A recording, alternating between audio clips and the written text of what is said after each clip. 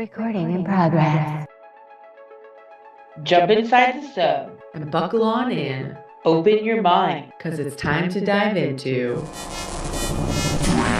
Two, one. The deep end. The deep end. Welcome to the deep end. The deep end. The deep end, bro. Yeah, brah, deep end. Deep, man. Too deep, brah. Welcome to episode 2. What up, guys? Welcome. 2's my favorite number. Yeah. Yay. So, this week we are going to talk about I don't even remember a bunch of stuff. Okay, so I saw this video on YouTube about the Atlantean and Lemurian war, and I had no idea that there was even a war between these guys. So I watched Oh, it. you and- didn't? No, Oh, that's I did awesome. not. Yeah, I had no idea. And so I watched it, and it was super fucking cool. And there was stuff in there that kind of related to the RH blood stuff. So I was like, okay, we got to talk about this because it's a continuation of like that kind of planted the seed. And Mm-hmm. this is gonna do something to that seed.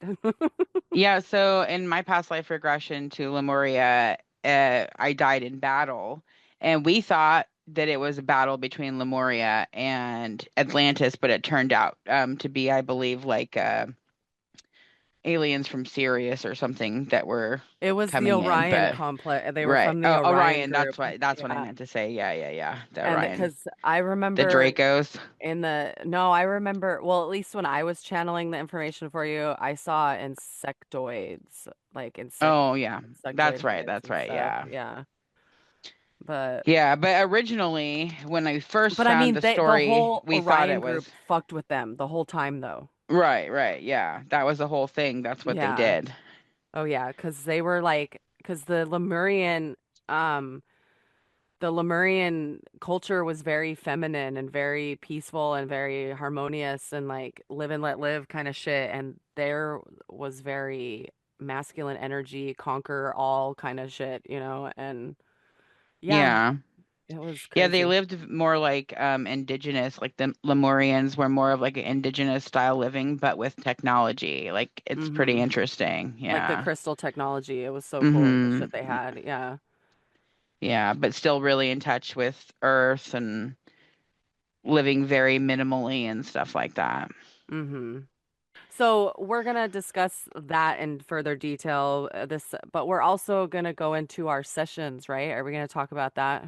Yeah, we could talk Okay. about our full moon releasing all after the fact as well. Yeah, so that'll be, on the docket today. Thanks for joining us. There was this one thought that came to me. It was like, you'll always be attracted to your shadow until you face it and deal with it. Because it's basically your soul's like calling to you to fucking face it, But until Hmm. then, once you do, you'll find yourself being attracted to your light. And so you look for your light in other people. And I Hmm. don't know, that just came to me. I was like, we should talk about that. Because like, okay, so I did card pulls because I still can't understand why did I choose guys like that? Like when he's like literally right next to me. Why did I choose that? And it Mm-hmm. was basically I explained it to Chat GPT and it broke it down and I was like, so can you create a spread? I want to know this, and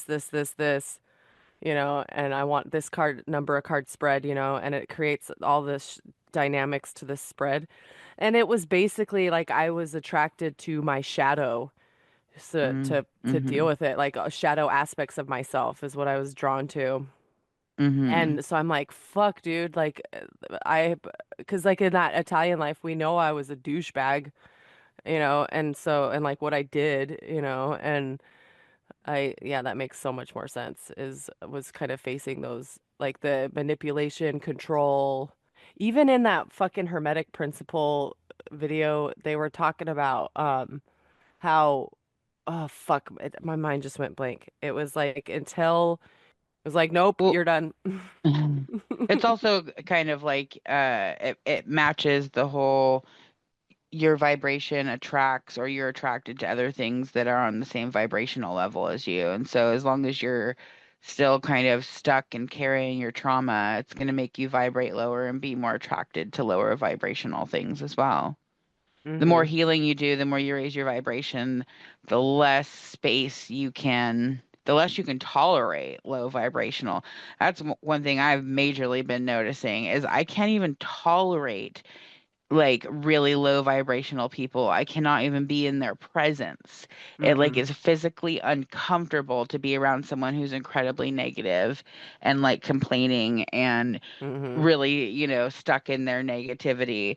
Now, that's not like somebody who's going through a hard time and they're venting. I'm talking about the people who, like, no matter what, which we all know people like this, always choose to see the dark side in everything. And no matter what you say or do, it's, they could win the lottery and they'll complain about, that it's annoying to have to carry that much money. It's like, Mhm. and so, but yeah, it's, My it's wallets pretty are too interesting. big for my 50s, and my diamond shoes are too tight. Yeah. But and I mean, I know people like that and then But people that are very struggling and always choose to see the light and the mhm. good in things. So, yeah. But I can see how when you're still Not struggling the with your ones who traumas and your miss. darkness, why you would be drawn to like fucked up dudes that are gonna cause more trauma and keep you in that low Well, I mean, vibrational. even when I was awakening, like yeah, like even when I was awakening and stuff, but before I dealt with my shadow, like I was still drawn to that. Like the nice good guys, it never worked, you know. I wasn't attracted to them or I'd sabotage it, you know. They're I not as always wanted, exciting. you know, guys that yeah, I ultimately wanted someone where because I even watched this when this person was explaining this concept of what was it? Oh, it was like the concept of like your lower chakra is not being in balance, so the upper chakras overcompensate and to it's to like read the room so that you can be what they want to feel accepted, like match their expectations, you know, so you're Hmm. hyper focusing on the energy in the room. And this guy broke this concept down deeply and then he was talking about other stuff. I just went down all these rabbit holes and fuck, what was I talking about before that? What is going on with my brain? Maybe I should get high. Fuck.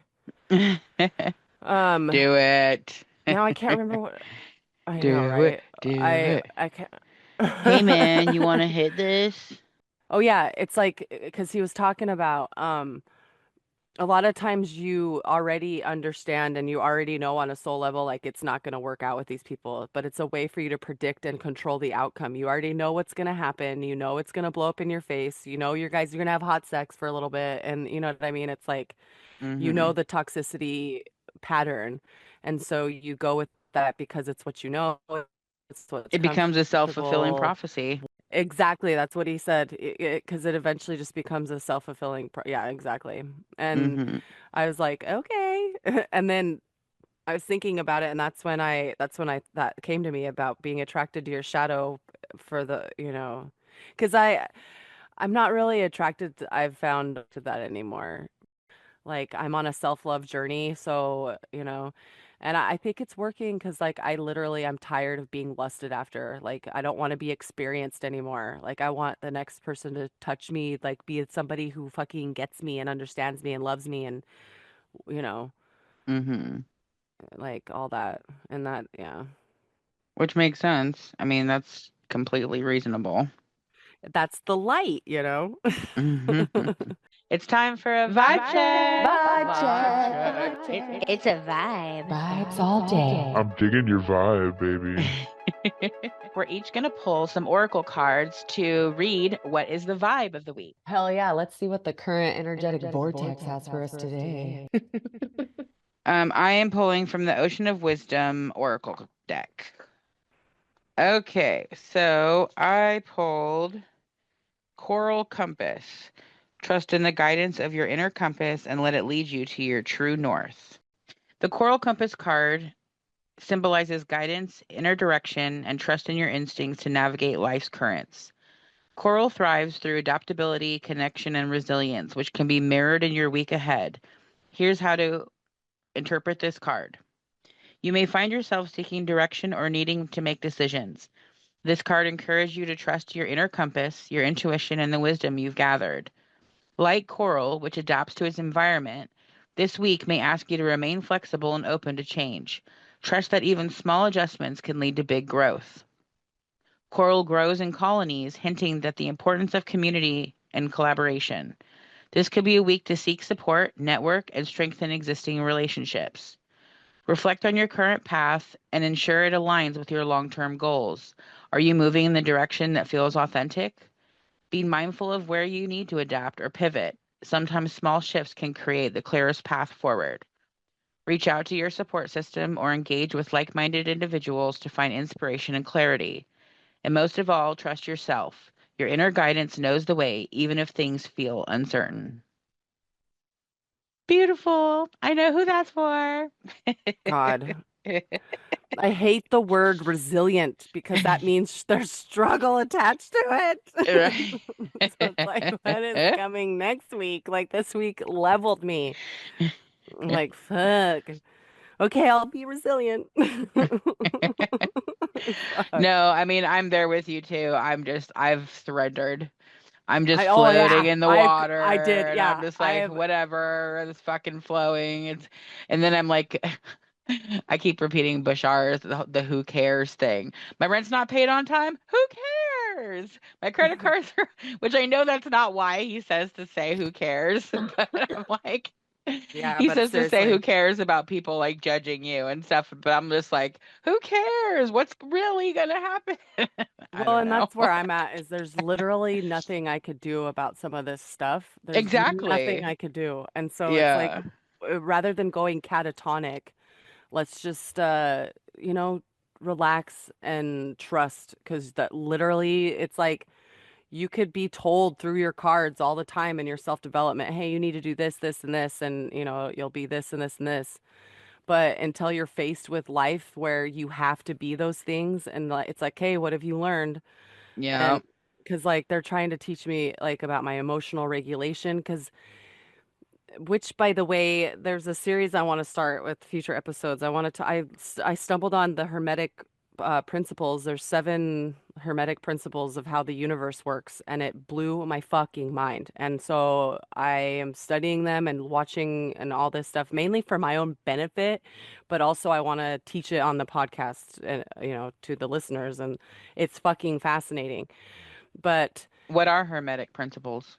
it's like um it's basically how energy and the universe works. And so the first Mm. one is law of mentalism because all your manifestations start in the mind and the universal mind and I'm like hacking up this stuff, but it's like they have the law of vibration, the law of rhythm, the law of correspondence.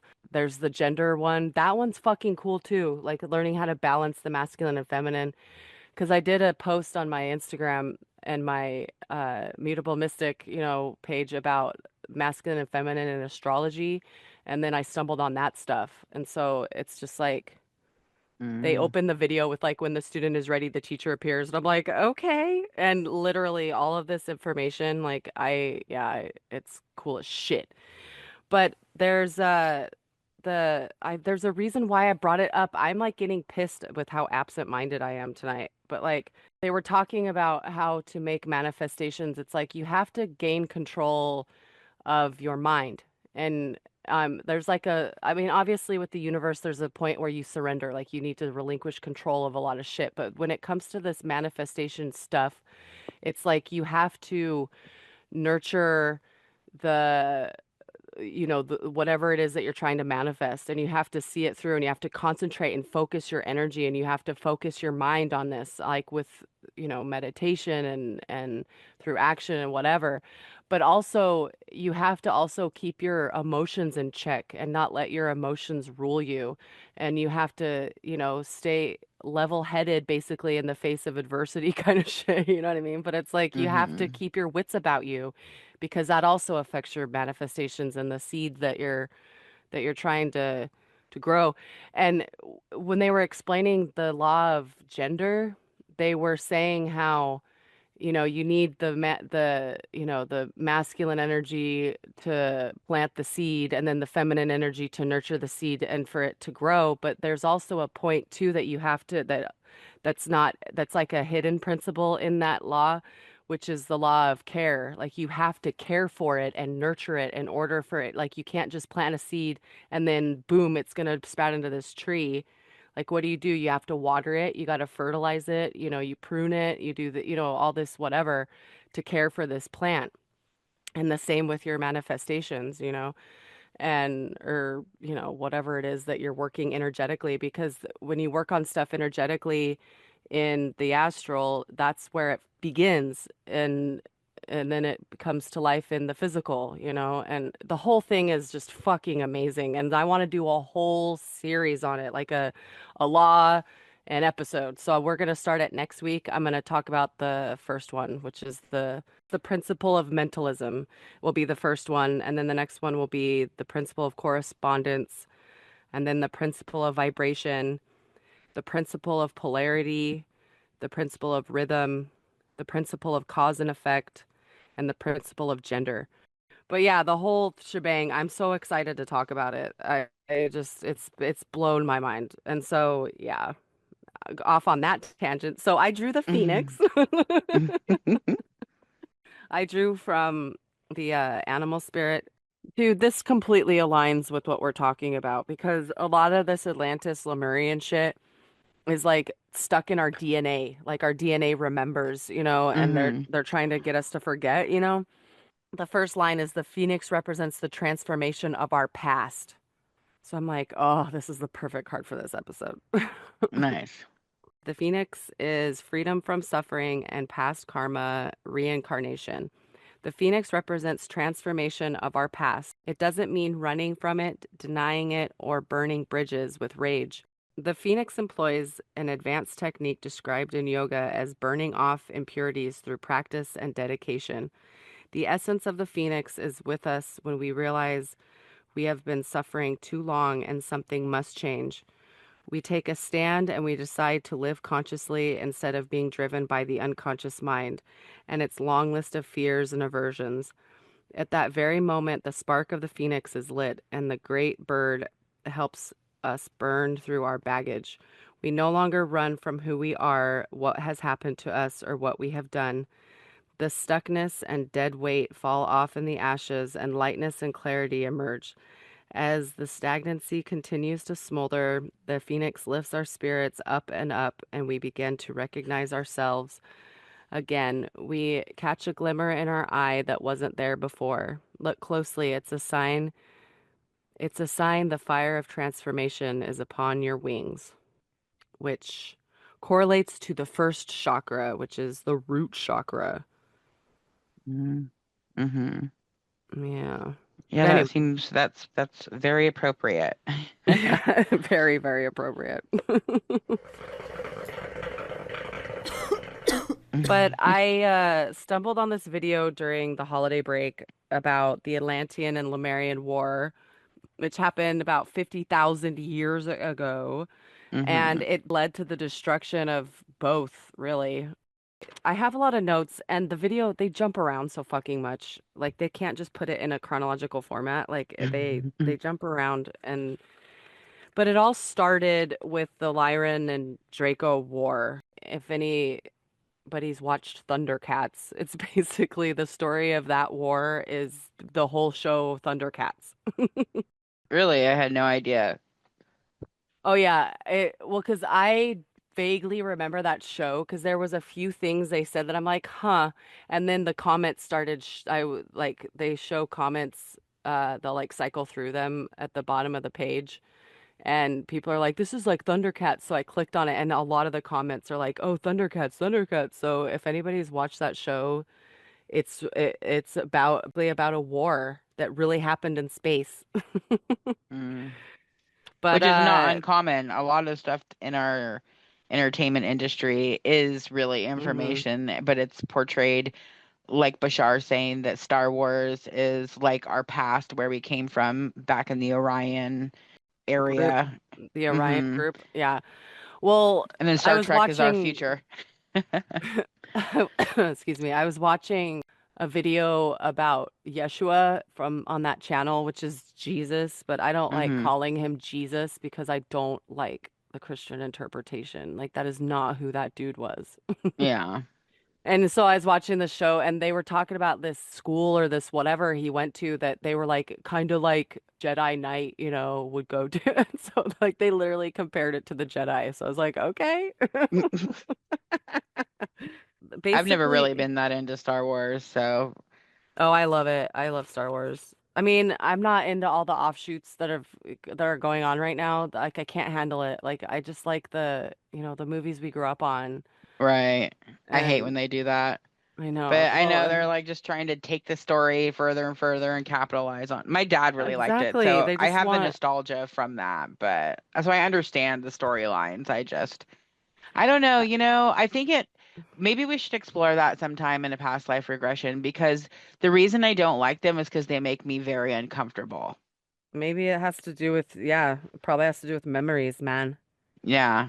Yeah. They make me really like uneasy and very uncomfortable, especially in like the battle scenes and stuff. So Hmm. that's interesting. Anyway, sorry, keep going. No, you're fine. You're fine. This is a It discussion. You just had can the jump light in. bulb. Yeah, you could jump in at any point. It never occurred to me like that's why I don't like it. It's because it makes me feel this really weird and uncomfortable feeling when I watch them. Hmm. Oh yeah, makes sense completely. Yeah. Especially with what we know, but I mean, I did live in that part of the universe at one point in time anyway, so. Hmm. Oh, definitely. So there was this war between the Lyrans and the Dracos, and the planet Lyra was just destroyed. And it, was sad. I don't know what to say about that. But Lyra was destroyed, and they set up shop on Cirrus A and B. And there was even a different vibe of both of those planets, because I want to say like one planet was very masculine and one planet was very feminine. And the Dracos had stuff to do with Cirrus B, I believe. I don't know. I feel like you know some of this stuff, so maybe you could chime in. Nope. Okay. No, I was just trying to think about it. I thought the Dracos were from Orion, but No, they are from Orion. But they okay. bounce all over Right. Yeah, all and they these conquer like all planets these and do different planets. yeah, yeah, Yeah. they do a bunch of shit. Yeah. In Cirrus or whatever, then it had something to do with the Anunnaki that come here, and that's when they started seeding the planet. So they were seeding various primates and humans with races like the Pleiadians, Arcturians, Syrians, Lyrans, which kind of backs up the RH blood because it's genetically engineered blood. And one thing I found interesting is they reference the 12 tribes of Israel. And I heard about that in the Mormon church. And there's even growing up in that, right? And there's even a Melchizedek group. And that's like one of the priesthoods in the Mormon church too. So that piqued my interest. I'm like, okay, so these are really things back in the day.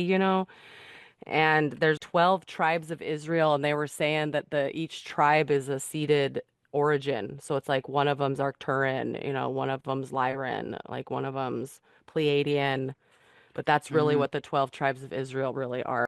And so this war is actually rooted in real historical events. There's ancient texts like the Chronicles of Akakor that speaks of this cataclysmic event that wiped out various continents. There's also, it sparked rumors of it being from nuclear war because Lemuria was outgunned in their, whatever. And I think Atlantis just went too crazy with the fucking nukes, and it destroyed themselves as well.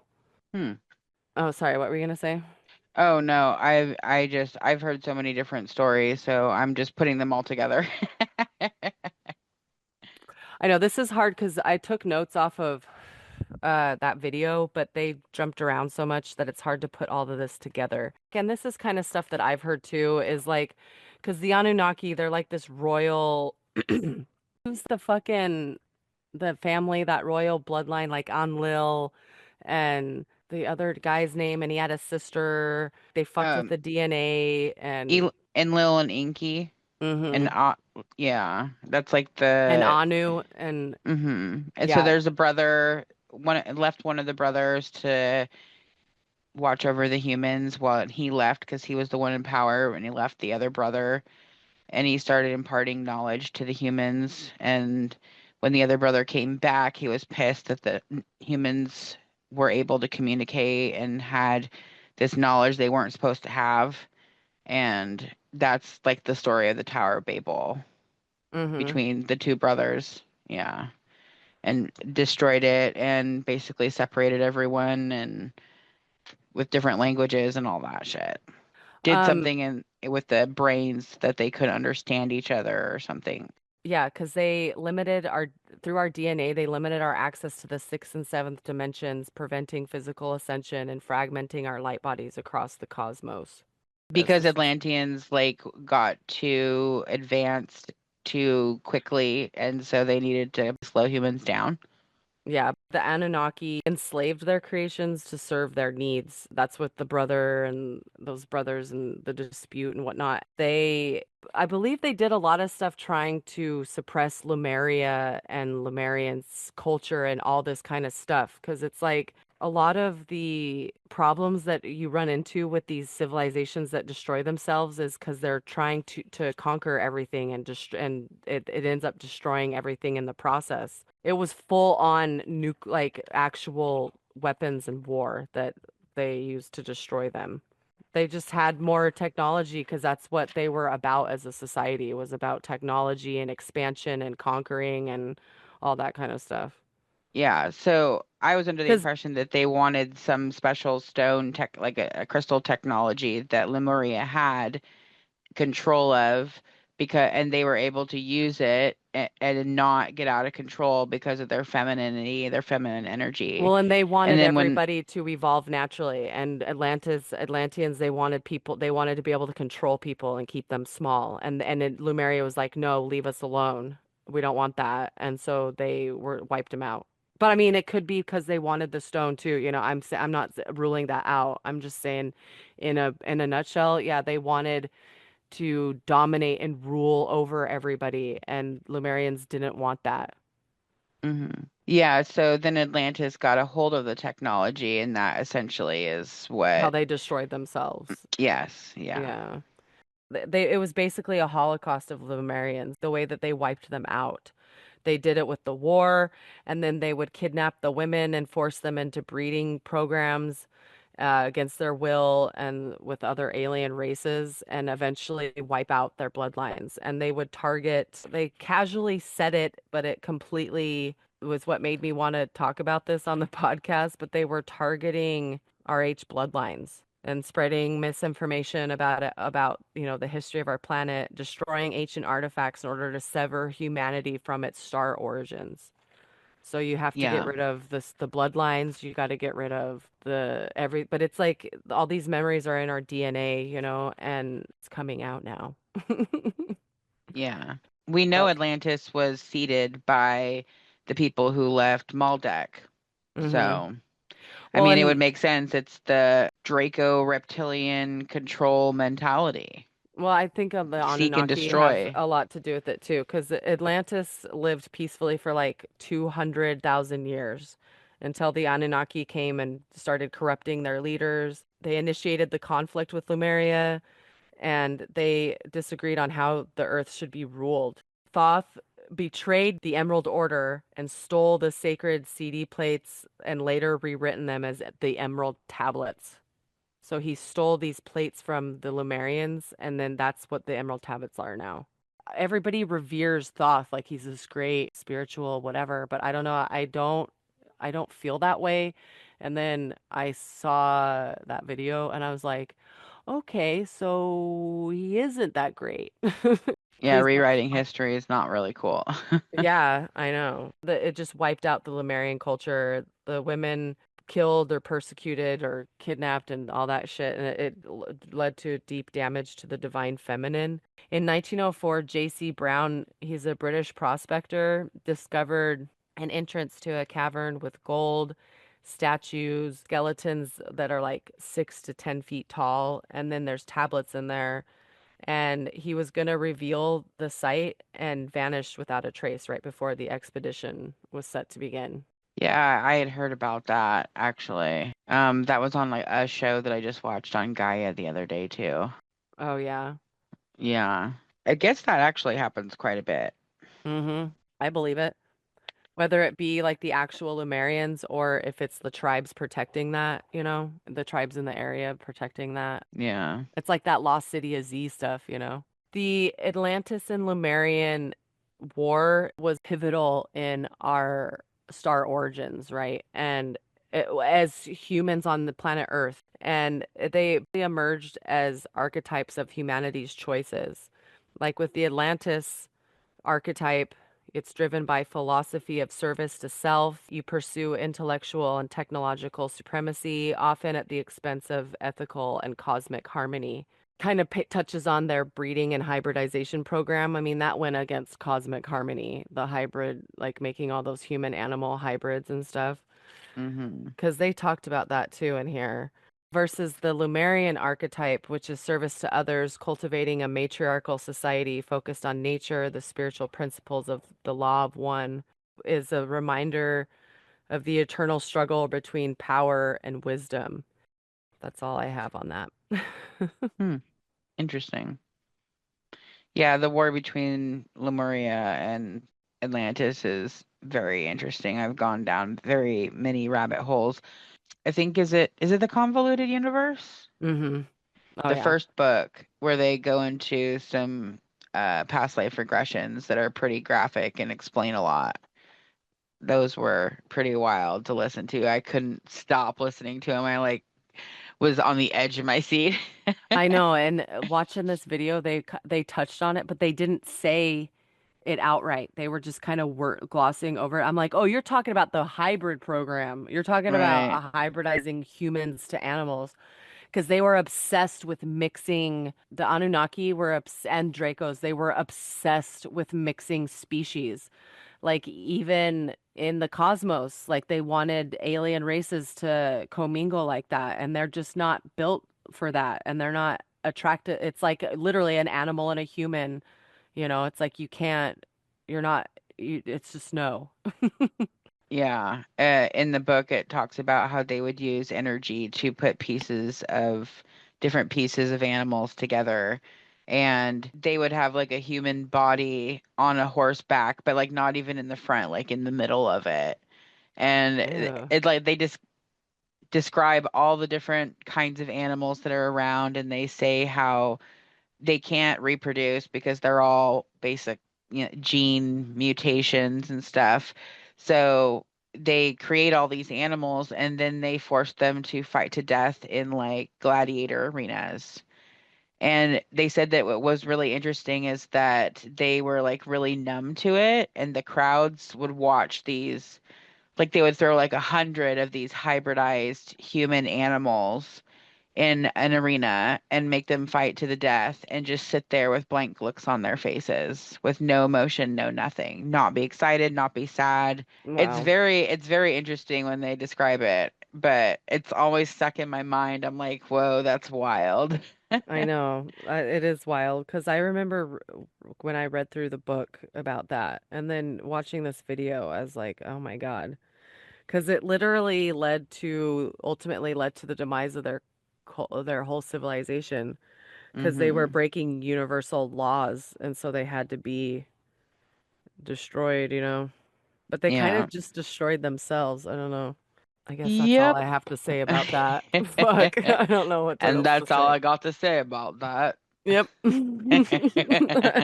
And finally somebody picked up on that. I've said that for years and nobody picks. They're like, okay. I had a moment where I literally changed my reality, okay? Completely. And okay, so I have this plant in my kitchen and I love it. It's this type of fern. I don't know what type of fern, but they have like little disc looking leaves on them. And it's just like a wild, crazy hair looking plant, and I love it. The only problem is they get aphids all the time, and it's really annoying. I nearly killed it trying to get rid of the last group of aphids because they'll go away for a little bit and then they'll come back and then they'll go away and then they'll come back. And I don't know how they come back, but they do. And like I said, I almost killed my plant trying to get rid of them. And saw them again, and I'm like, oh my God. And I finally was like, no, they just don't exist. They're not in the plant anymore. I surrendered, and I was like, no, mm-mm. I was like, you're just not here anymore, and I'm not gonna deal with you. I'm not gonna, look at you. You just don't exist. And I shit you not, That's like what I'm doing with my rent. Sorry, go ahead. I know, how I wish, right? But like I haven't seen any in there. Like sometimes I'll see them on on the branches or whatever, and I'll break those off, and throw them whatever. And but I noticed them a little bit here and there, like a day or two after I said that, and so I break them off. But I haven't seen the aphids in the plant, and since I decided they don't exist, like I'll look for them now, and they're not in there, like at all. I'm like, all right, I fucking did something. Yes, that You jump doesn't, timelines. yeah, that doesn't fucking matter right now. Like, how's this gonna help me?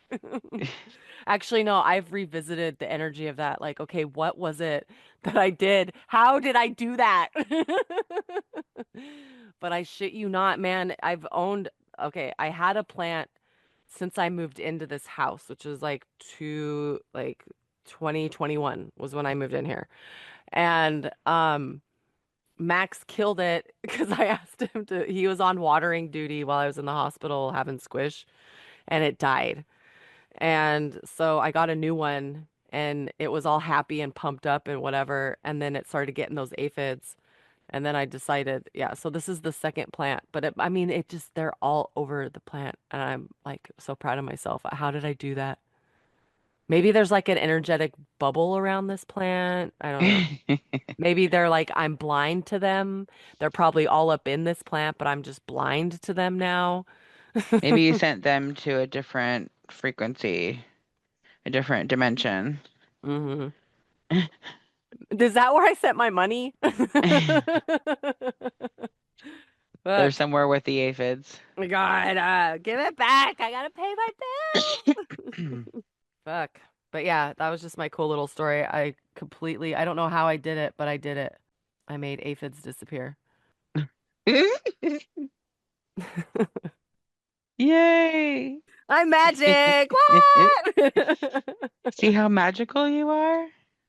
See, guys, it works. You just have to believe. I know. Okay, I know. I'm walking proof. We should call the National Enquirer. Woman makes aphids disappear. That's our money ticket right there. There we go. I know. So I hear you had a session. Yeah, we hadn't done a session since before Thanksgiving, actually. I think, right? Yeah, just before Thanksgiving. Oh yeah, it was a while, yeah. And so it was time to get back on the old regression wagon, hop back on my cloud, go for a little cruise around the landscape. Yeah, so I went into mine with the intention. So I've been having a lot of pressure. Well, I was for a long time having pressure at my crown whenever I try to meditate. And sometimes it's worse than others, but pretty much since November, since we quit doing sessions, it's been significantly worse whenever I try to ground and meditate at night. And so I decided to jump in and see what the root cause of that was and get to the bottom of it. And ended up going to a past life where I was a Viking and pretty much started out stealing and stuff for survival, but didn't have like connection to build empathy as a young child. And so it led me to be able to do some pretty gnarly things to survive. And I had a really unstable lifestyle, which is still the root cause of some of my personal issues with financial abundance and lack and ability to support myself. I was a very, very large masculine man and took things I wanted with force. And so I still associated having large physical stature with being able to take care of myself and be supported. Then I was murdered by one of my crew members on my ship by being hit over the head where I'd been having the pressure all this time, and basically was pushed overboard and drowned after having been hit in my head. And so I think opening up that story and learning about it and the lasting effects on how it still affected me up until recently allowed me to understand it and process it and let it go. And so we did a healing in the session, in the healing space, and healed a bunch of the trauma that I still carried and some other things that went along with that. And then on the full moon, I did a fire burning ritual release to get rid of the rest. And I am happy to report I have no more pressure in my crown at all since then. What? Like, I could throw energy anywhere and there is no pressure. It's been amazing. Hell yes. That was so cool. Yeah, I mean, the first day or two I was like, is it really gone? And I would still like feel like a twinkle of it, like a twinge, like here and there when I was. So whenever I always start and I like have 5 deep breaths and I send root all the energy directly down to the ground. Because if I go in and immediately try to start sending energy up, it would make it hurt so bad. And so if I at least did like 5 breaths where I send everything down first, then it felt like the energy started to become less dense because I already like breathed out like 5 breaths of energy down into earth to be transmuted. So then the energy I'm sending up to try to like, send it through my pineal gland to activate that and send it to connect out into the cosmos. I'm able to do that without it having as much pressure if I do the 5 before. Mm-hmm. Forgot what my whole fucking point of this was. I know, dude, my brain just like, yeah, like point, whoop, there it goes. Like, shit, why was I talking about that? But yeah, so the first few days I was still feeling a small twinge, but then after the full moon releasing ceremony, it's like fucking nothing. It's gone. It's awesome. Hell yeah. That's cool. Yeah, I got violently high in your session and I was a horrible anchor and I feel really bad because I feel like I didn't ask you the right questions to No, get you did some of fine. but man, there were parts where you would say stuff and I just wanted to be like, and then what happened? Well, and that's There were oftentimes parts that scared me. I'm like, oh my God. Sorry, what were you saying? I didn't think that the pressure on my head would have been from how I was killed in that life. I know, right?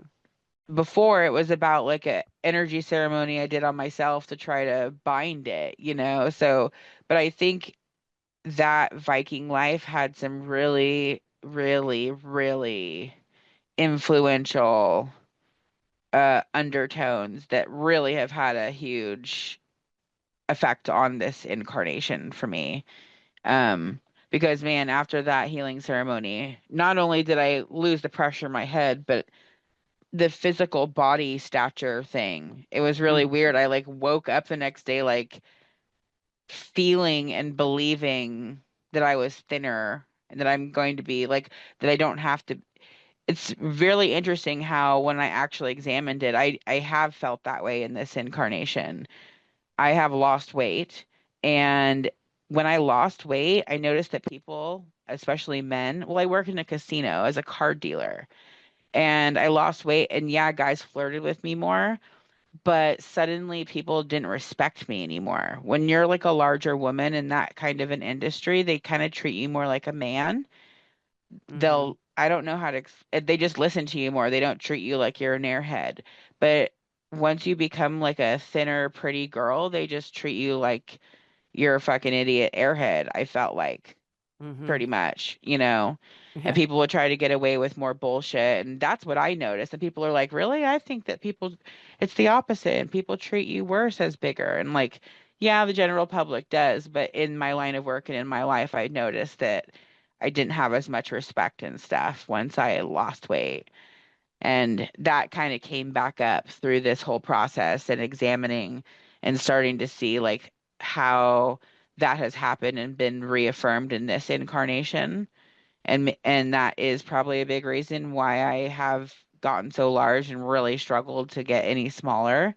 So, yeah, I'm excited to see where the journey takes me now that that's been Well, burned and sent off to the full moon. it's like literally peeling away a limiting belief, you know. Yeah. You always and you had no idea you believed that. Yeah. And but once it was pointed out and I saw the similarities and the feelings and like I'm like it makes sense. Mm-hmm. Like yeah, wow, yeah. So I know, that's cool. Maybe I should go into a limiting belief life so I can fucking get rid of yeah. them. Because Yeah. I think the hardest one is the scarcity mindset. And it's like, well, then fucking quit fucking knocking my feet out from under me. Like when I'm trying to trust, you know, but it's just the scarcity mindset, you know, that's the hardest one Yeah. to let go of. Yeah, for sure. Yeah. So tell us about yours.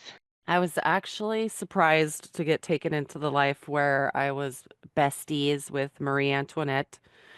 Um, I was brought into, well, okay, so I had to like really, you know, like get geared up for this session because the last time we tried to channel, I could not get into anything. I wasn't vibrating correctly, or not correctly. I wasn't like vibrating my best.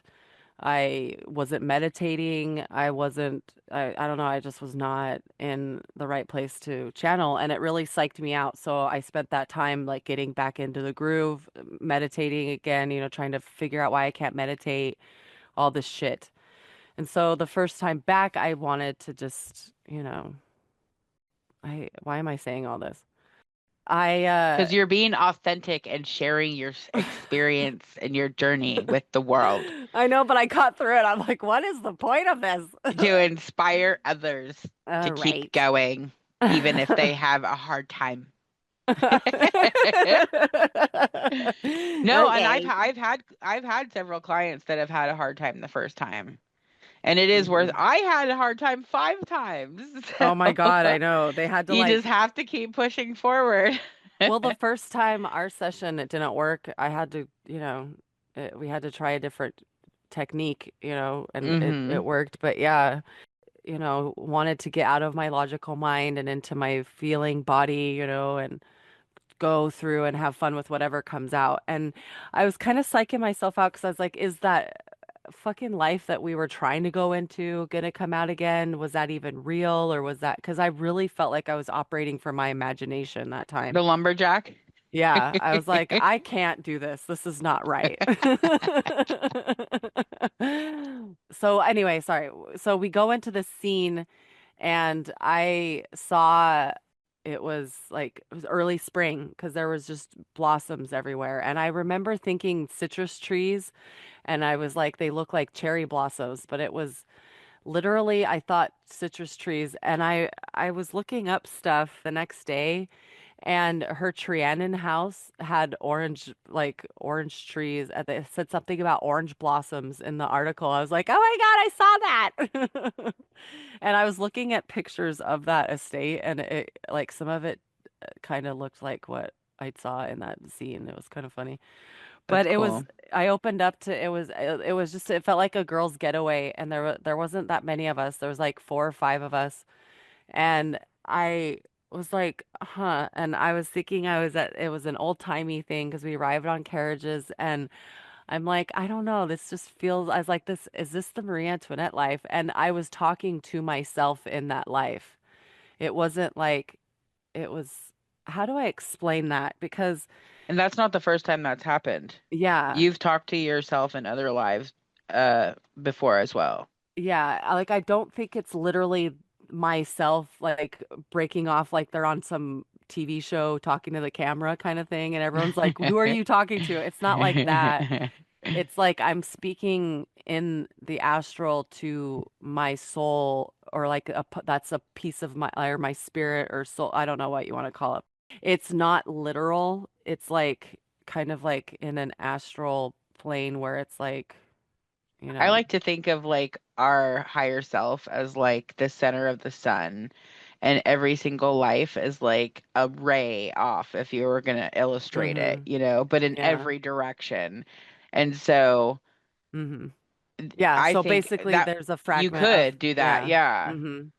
Because it's like, and yeah, like I said, it's not literal. Like I'm not literally standing there and they're standing there and other people can see us talking. It's not that. It's I don't like, know, but the last one couldn't he? That was well, one of his gifts, was to be able to see you. yeah, but I don't feel like that's what was going on when I Oh. was talking to them. I Oh, don't, okay. and or at least with her, maybe with him. Yeah, like I, Sorry, I just found that to be interesting. Like, I well, no, wonder I if have your to go. soul is able to do that in like multiple lives. I know, because I was trying to get information and I was asking questions and you asked me what I looked like, and she stood right in front of me and she waved, and so I got this feeling like she was bubbly and whatever. And the things I was wondering in my head, she was answering, because I was like, huh, is this the Marie Antoinette life? And she's like, yeah, she's right over there. And I'm like, nah, I don't want to play shit. She's like, no, she's right over there. And I'm like, but it could be. And she's like, yeah, she's right over there. She's like, that's her. She's there. That's her. I'm like, okay, it's the life. That's her. We're Marie Antoinette. So yeah, and it was funny. She had like light red hair. I'm like, huh, that's an interesting choice, red hair. But she has like a lighter red hair and like light eyes and lighter skin, whatever. But yeah, her personality in that life kind of was funny to me. She enjoyed partying and she did not want to get married. She wanted to have fun. And they did. They did all kinds of parties and whatever together. And she was ripped away from that social setting. And I don't feel like it was because of the public standing. I think it's because I was partying too much and my dad Mm, wanted me to focus and get married because mm. I was getting older. I was in my late, or not late, I was like mid 20s. And by then you're like, what, I needed to get married. And so they pulled me away from her. And yeah.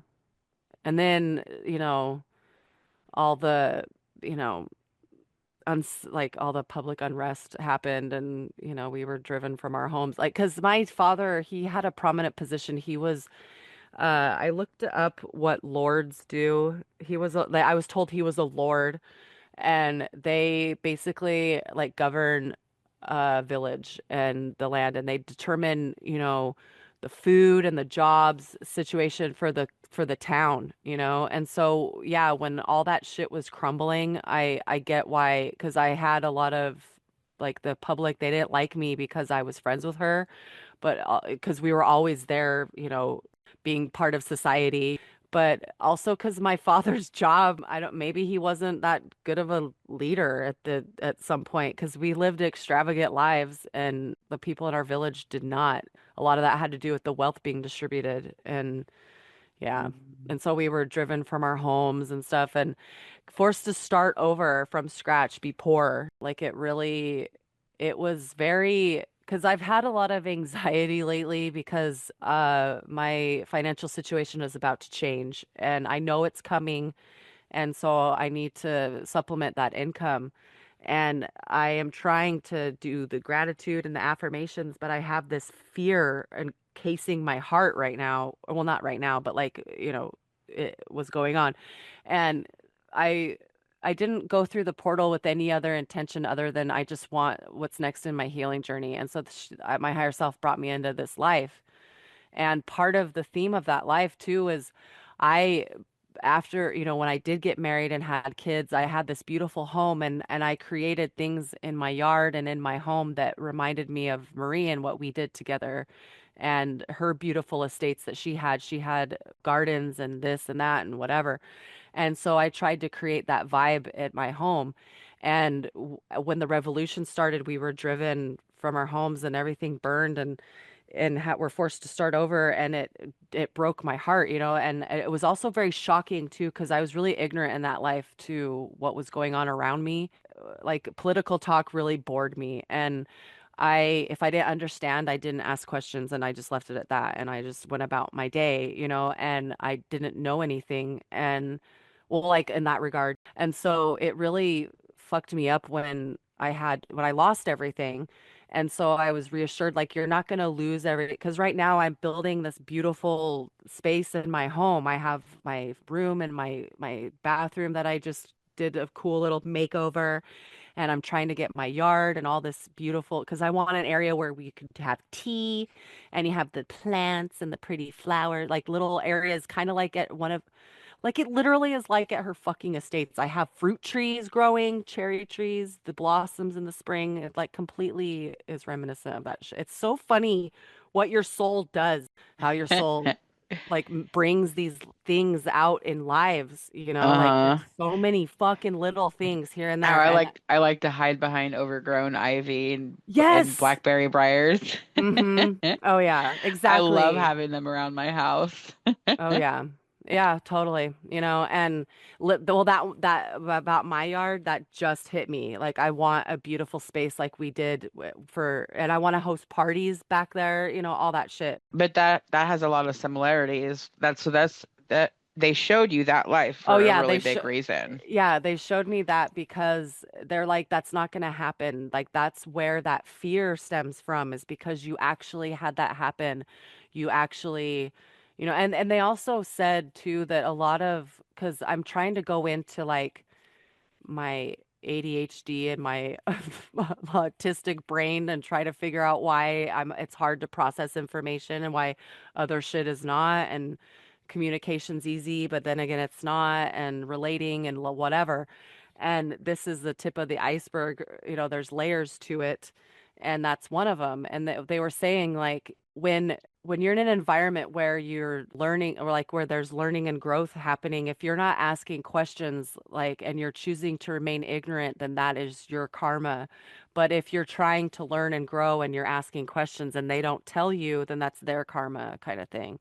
So it's like you Hmm. can't be ignorant to your environment, which is kind of funny because in this life I overcorrected during I had a, like, when Trump won in 2016, like everybody lost their mind. And so I had to know why. And so I went into all these rabbit holes, and I went in and watched all this stuff about him, and I watched the speeches. I watched because I was already I had both sides, you know, as part of my algorithm, you know, and so I became obsessed with everything that was going on, and I was very politically outspoken. And I wonder if it's from that life a little bit, because I didn't care about politics. And even now, I don't, not, now I don't care anymore, because now I see the puppet strings. So it's a whole different reason of why I don't care. But Hmm. a part of me wonders if I had that obsession and all of that, because like, okay, I'm not going to be ignorant again. Okay, I want to, okay, what's going on?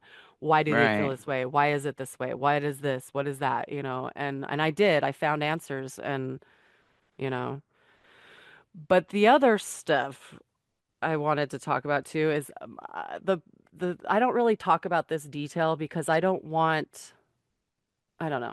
I I don't want people to be like, yeah, well, I had a past life and I was Marie Antoinette, and I'm like, well, then you're just a parallel life of my friend, because I I read my friend, and was not seeking this out. I just gave her a past life reading and it just came out.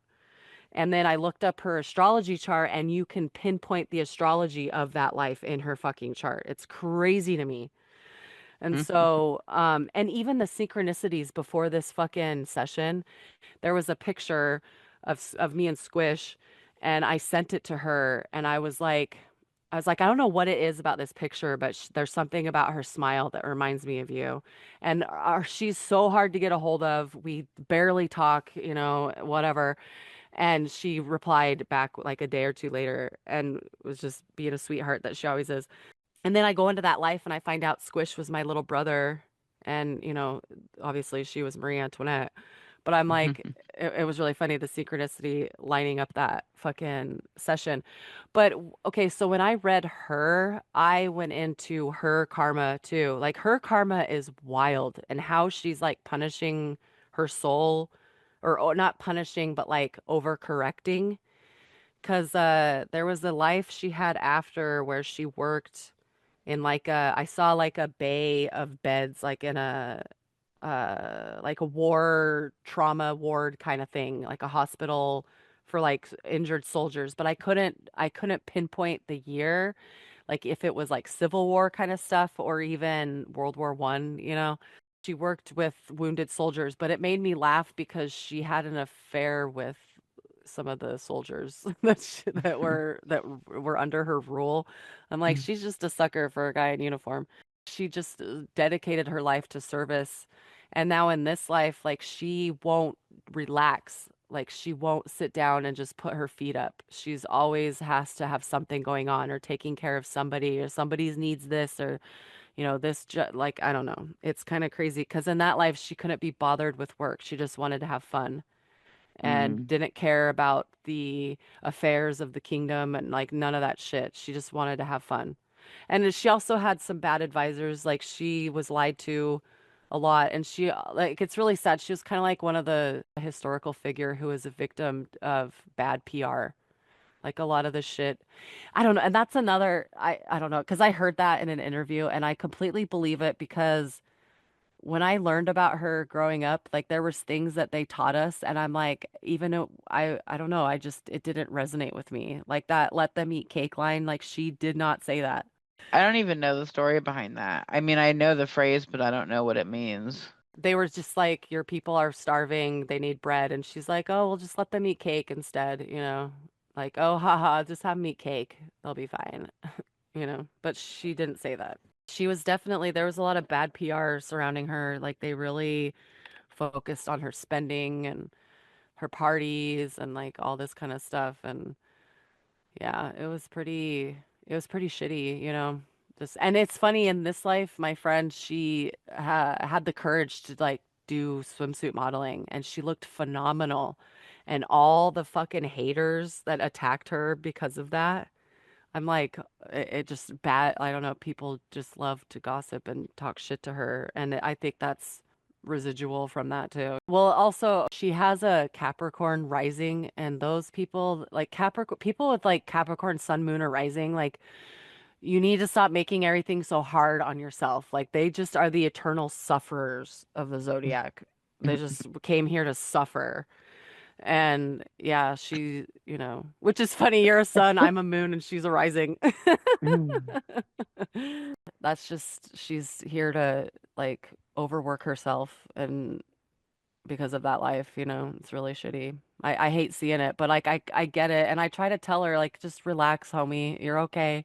It's okay to put that down. But yeah, it's in her. Yeah, I've learned the value of how good rest is. Thank goodness. But yeah, I was that way forever too. Oh, I definitely know the value of rest. It's just learning how to rest and not beat yourself up about it the whole time. Yeah. Or like I'm a fan of productive resting. Yeah, me too.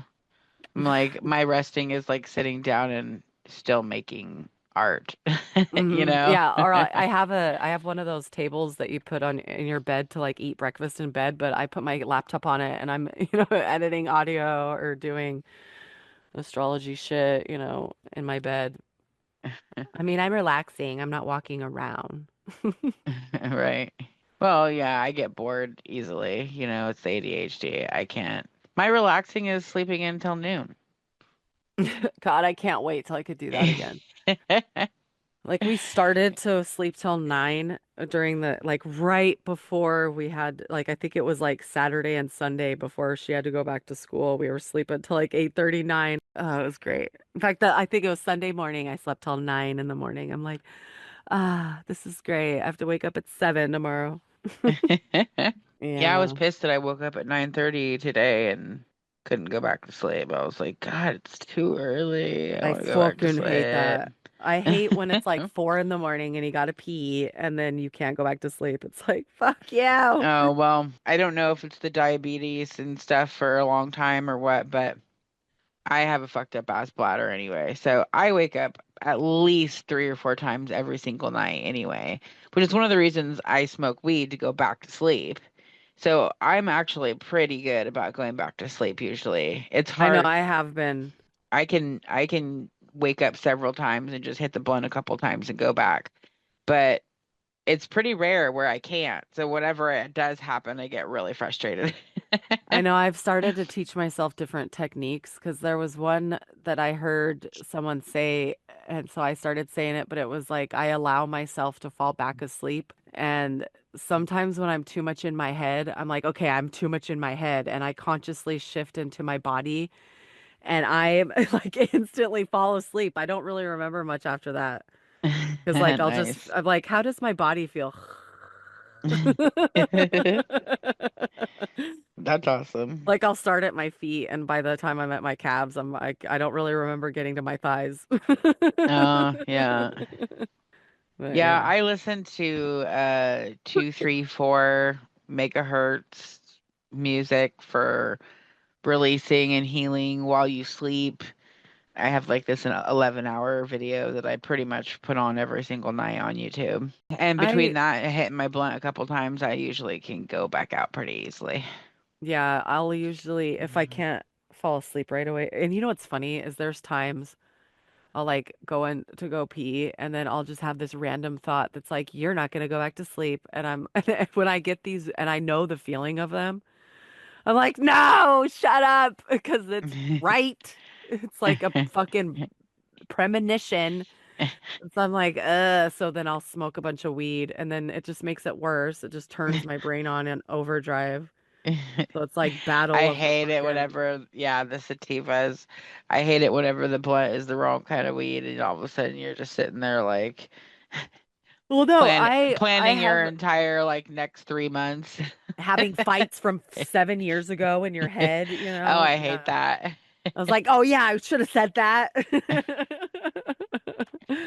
But like, Something weird happened the other day that like I ran into someone and something that they had done and thing that happened between us like for some reason I had this crazy flashback like in the movies and I like fucking relived it and then that shit like hurt all over again and I was like I hate sick to my that. stomach from it.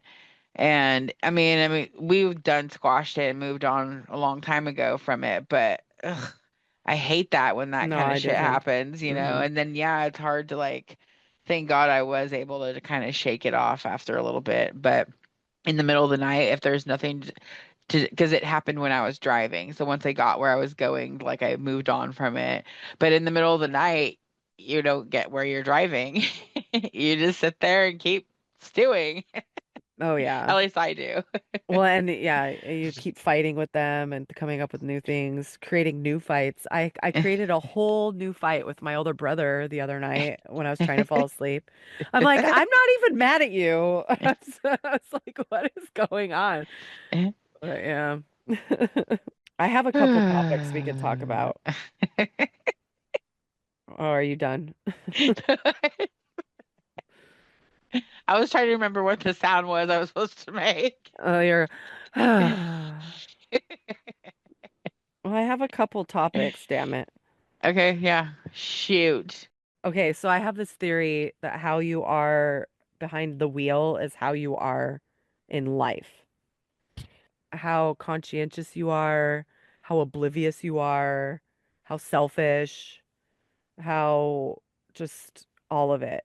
Like me, I fucking drive really fast. I just want to get there. I don't want to soak in the journey. I just want to get to the destination. Let's just get there. I don't like being held back or boxed in. I hate traffic. It drives me crazy. I find I'm an escape artist. I will find my way through it, and I could get there fast. Yeah, I suppose that's like where people's like true selves really come out, especially because there's not really any accountability for dick moves or screaming and yelling at people or Dick moves. Where Maybe did you that's come up with this theory? What it's brought this up upon your mind? it's always been there. I really feel like it's a good personality test. Like, because literally, Like ride I, with somebody while they're mm, driving in traffic? mm-hmm. I So, don't know though. Some of my best friends in the world, I cannot stand riding with them.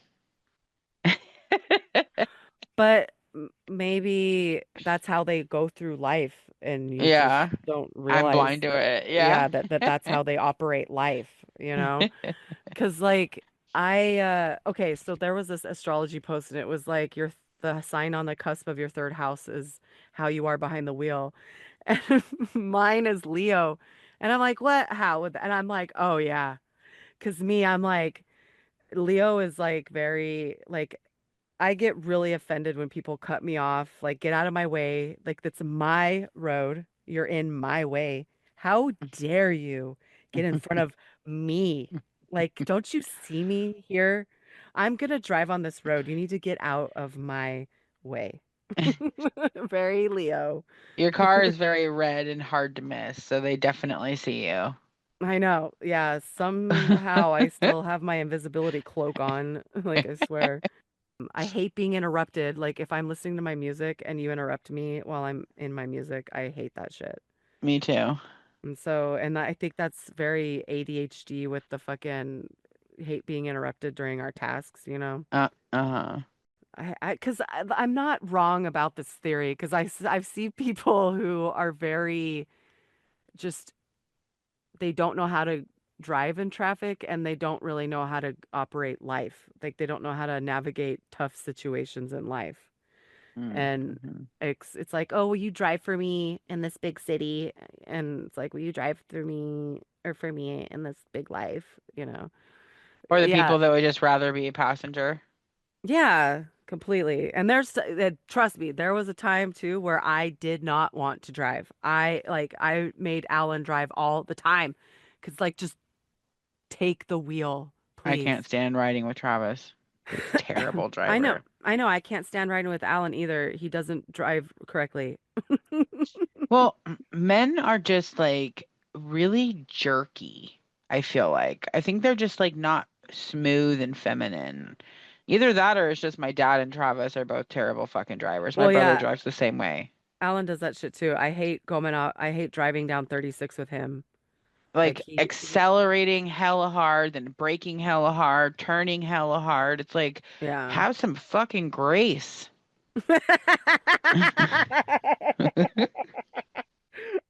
Be one with the road. But Exactly. Like yeah. have some decorum. But I don't know. I should have prepared more about my theory because I do have like bullet points. Like I've got a whole I should like write a thing about it because this is a theory I've had for years. I came up with it in San Diego So and tell us, do you think the way you are behind the wheel is how you are in life? Yeah, so send us a message and tell us. do you drive your car the way you drive your life? Yeah. The people that like leave on their blinker for a really long time and Oh never my make a God. turn. They just like Yeah. talk about things but never actually do it. They're like a hazard to other people. Their stupidity creates a hazard for other people. Yeah, totally. And they're like that in real life. Or like the people who drive like five over. And so they just hang out in the other lane and they're like, see, I'm a rebel too. It's like, get out of this lane. This lane is for crime. Oh my God. There's actually a lot of speeding in Utah. Like so much. Like when I moved to California, I was surprised how slow everybody was. Well, that's also a Humboldt thing. Well, no, Because even you in go San down to the Diego. big. Oh, really? Yeah, they were slow there too. Hmm. Well, I don't know. Everybody's slow to me. Like, get out of my fucking way, okay? Yeah, I guess. Well, in LA, I felt like when the traffic was moving, it was really fast. But there was always so much like backed up traffic that wasn't moving, Mhm. That's really, really annoying. Oh my God, I think the worst big city in California to drive in is hands down San Francisco.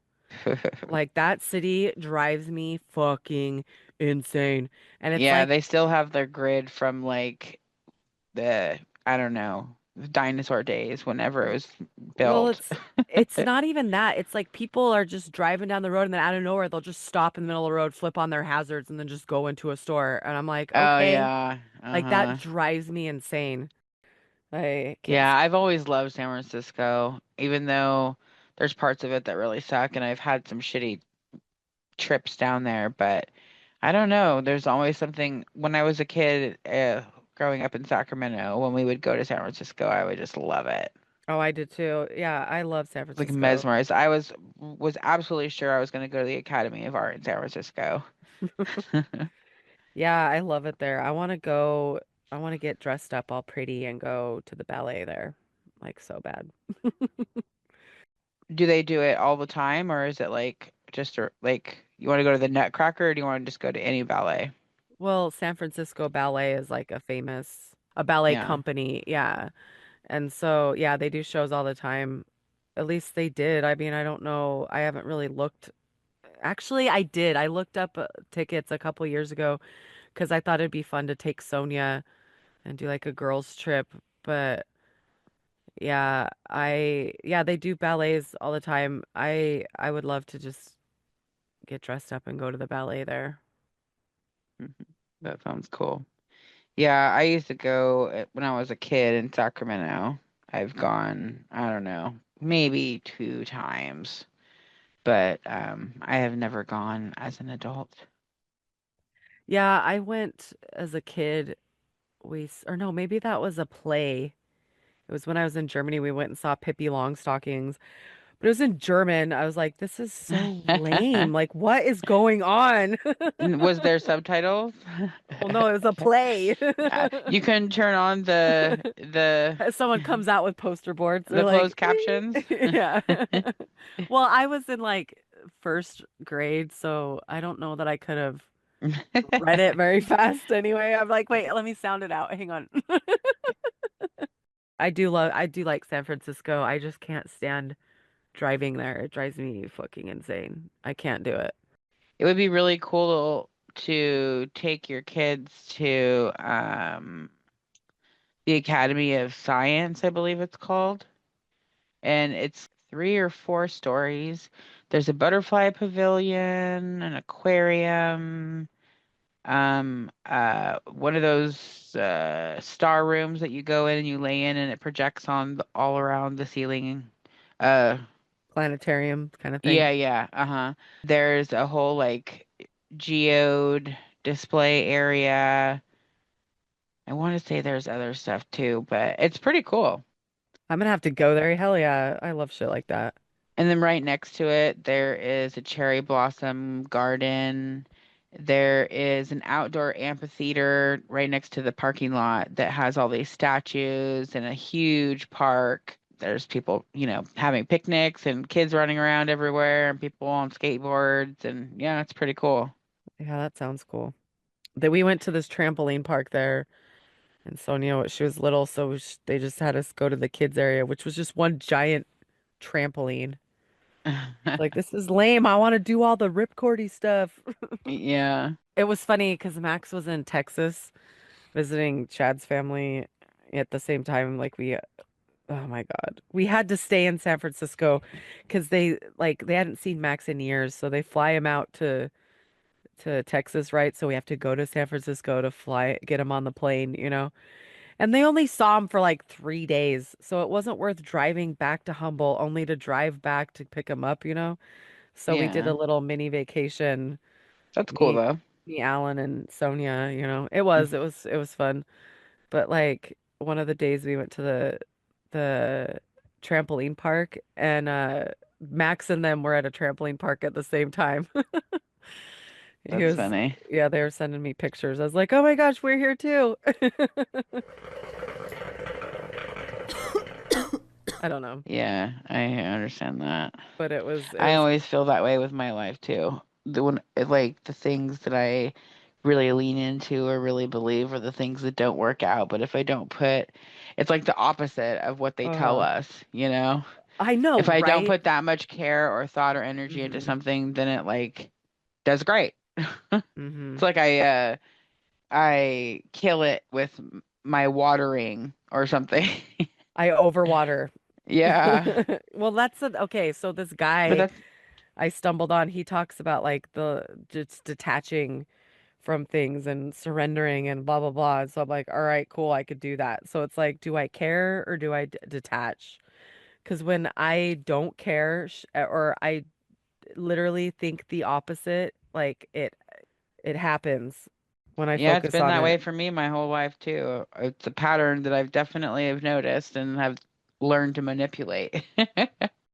Well, I know that if I'm really like chill about a situation, it's not gonna go well. But if I'm like anxiety and like, oh my God, then it always ends up to being okay, you know? So it's like, riddle me that. I will say that the me getting caught up in customs and immigration was one of the first times where I had a premonition about an event and had hell anxiety about it, and it actually did happen exactly how I saw it happening. I know that's so fucking crazy. I know. And it's crazy Yeah. to me that you could still literally be there right now. Yeah. Oh my God, that's just terrifying. Praise the Lord. I know, God, that just freaks me out. Like, fuck that.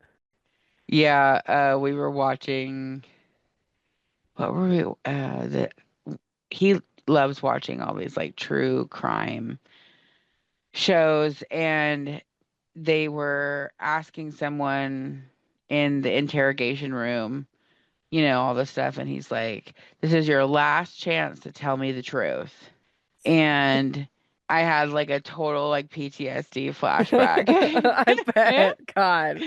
Because I sat there and looked that man straight in the eye, really like had my life flash before my eyes, and whether or not the choice I made in this moment, how it was going to play out. Because if I say no, but he finds everything, then I'm fucked. But if I were to say, like, would I have a lesser if I was just honest and he didn't find it, like, what are my odds of am I going to get through this if I fucking lie? That's my best shot. But I was like, I already said it. I'm committing. I'm not going back. I packed that shit good. I really fucking hope he just blows right over it. So, yeah. What was did your premonition, I knew I was going to get searched and everything was going to be gone through. but I I mean didn't like, know why or how. and did you The know way the it happened outcome? completely fucking shocked me.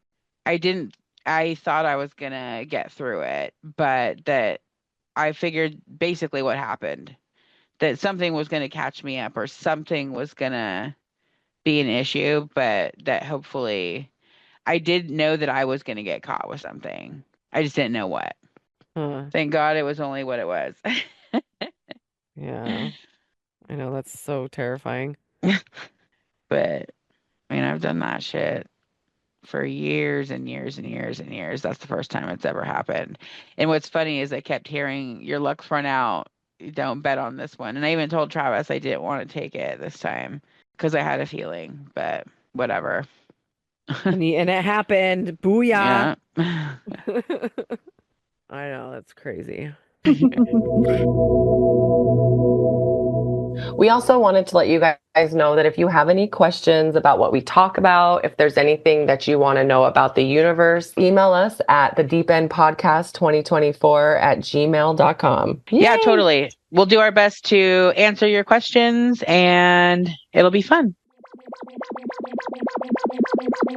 Well, that's all the time we have for today. Thanks for tuning in, listening to our podcast, and following us into the depths of the subconscious and the unknown. Into the depths of your soul. Come find me and book a reading on www.mutablemystic.com. Find me on Facebook at Mutable Mystic. You can find me on Instagram at mutable_mystic. Also, if you'd like to check out any of my music, you can find me on SoundCloud /stay, STE_music. And you can find me on TikTok, YouTube, Instagram, and Facebook under Quantum Healing with Steph Green, and book your own past life regression session, or you can send me a message on Facebook and we could talk about what you have in mind. And don't forget to like, follow, and share the Deep End podcast on Facebook, TikTok, YouTube, and Instagram. Thanks for tuning in today. Hell, we can bend your mind next time. Always remember to ground your feet in the dirt and enjoy life with those gratitude glasses on. Catch us on The Deep End. The deep end. Welcome to the deep end. The Deep End. The Deep End, bro. Yeah, bruh. Deep end. It's deep, man. Deep